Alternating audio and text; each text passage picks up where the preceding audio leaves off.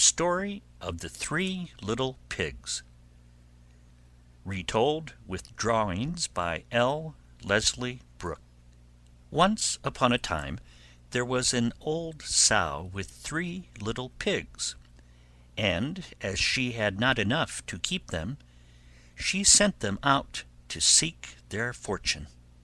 The first that went off met a man with a bundle of straw, and said to him, "Please, man, give me that straw to build me a house," which the man did, and the little pig built a house with it.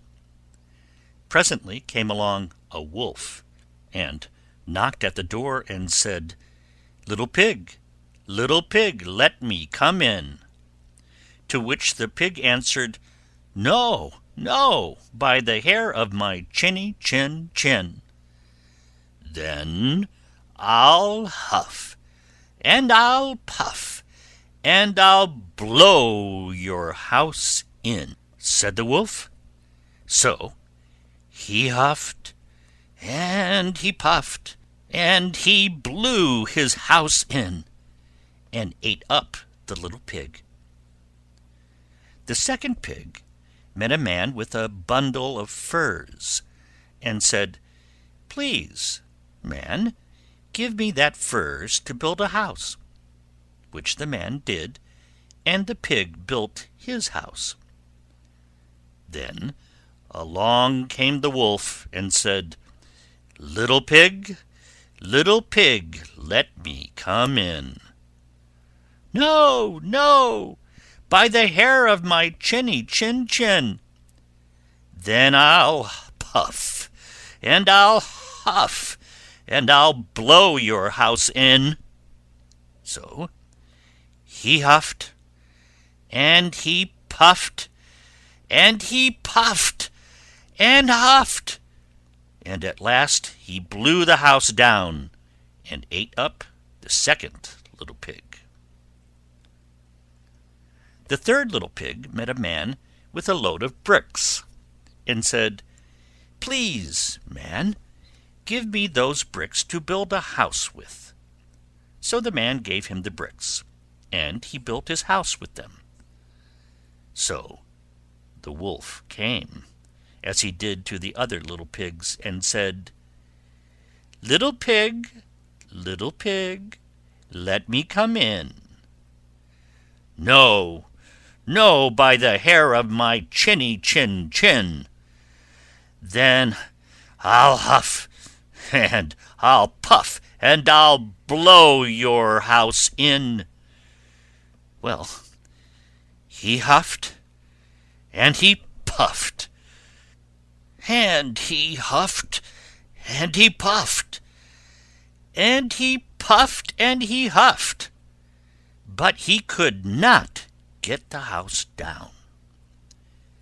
When he found that he could not, with all his huffing and puffing, blow the house down, he said, little pig, I know where there is a nice field of turnips."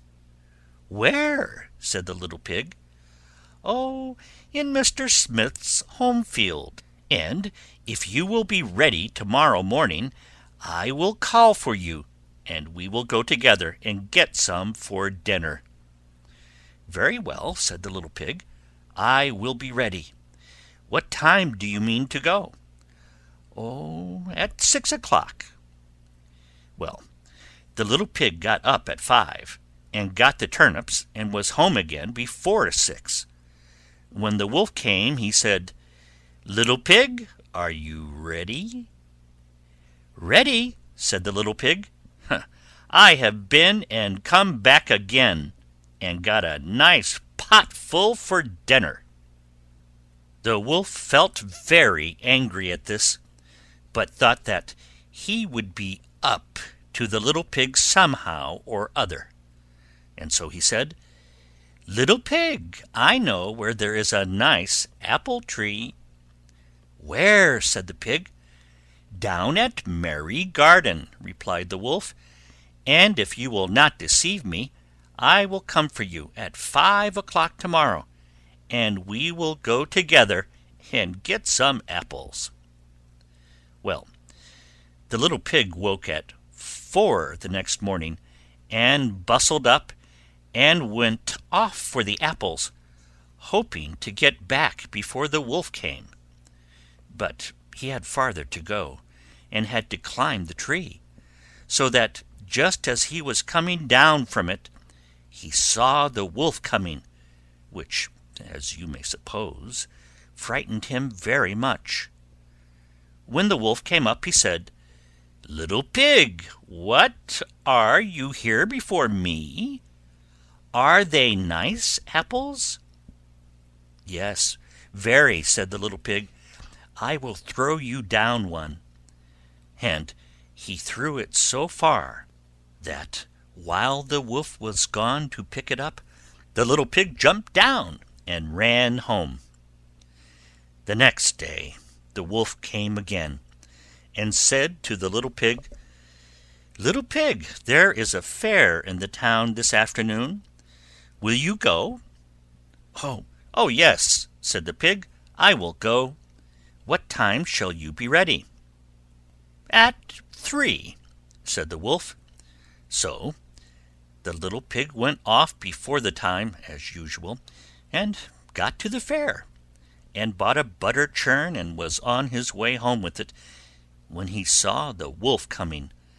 Then he could not tell what to do, so he got into the churn to hide, and in doing so turned it round, and it began to roll, and roll down the hill with the pig inside it, which frightened the wolf so much that he ran home without going to the fair. He went to the little pig's house, and told him how frightened he had been by a great round thing which came down the hill past him. Then the little pig said, "Ha ha! I frightened you, did I?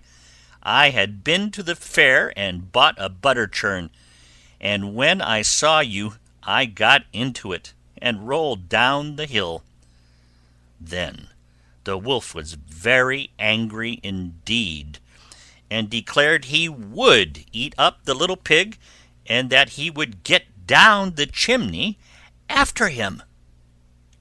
When the little pig saw what he was about, he hung on the pot full of water, and made up a blazing fire, and just as the wolf was coming down, took off the cover of the pot, and in fell the wolf, and the little pig put on the cover again in an instant, boiled him up, and ate him for supper, and lived happily ever after. End of the story of the three little